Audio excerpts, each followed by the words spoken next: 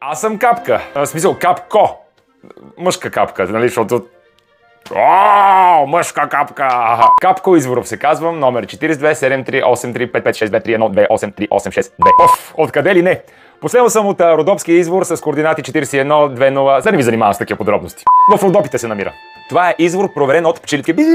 Летят на 3 км радиус и проверяват всичко около извора, дали е точно. И как да не е точно? Височината на извора е 1338 метра над морското равнище. Характеризира се с чиста планинска изворна вода. Окапал съм се. Вътрешен хумор, нали, защото окапал съм се. Как се?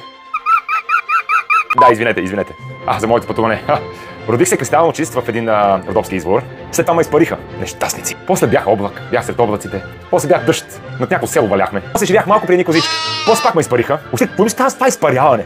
Пак бях облак, пак летях. Снежинка съм бил 2 пъти, между другото. Много е приятно да си снежинка. Над къщички и дворчета. Като седаш има такова падане.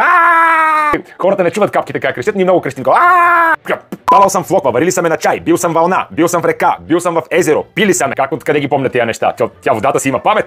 1278 цикъла съм минал. Направо ми е до тука. Това тук ми е отпуската. Седно съм на спа. Когато си вляза в бутилката Девин, си ми е супер, защото никой не ме плиска, никой не ме вари на чай, никой не ми е смен колата си. Просто си почивам и съм си вода. Си седя чиста, изворна в мир. Иска да кажа чист, изворен в мир. Защото съм капко, нали? Мъжка капка. Моите бъдещи планове са... не. Почивката свърши. Ще довършим другия път, че пак се връщам на работа. Айде, поредния цикъл, поредния ден. Стига клати, бе, стига клати, тук вътре живеят капки, бе. Пийте ме, ама с уважение. Аз не съм просто капка, аз съм легенда. Аз съм Девин.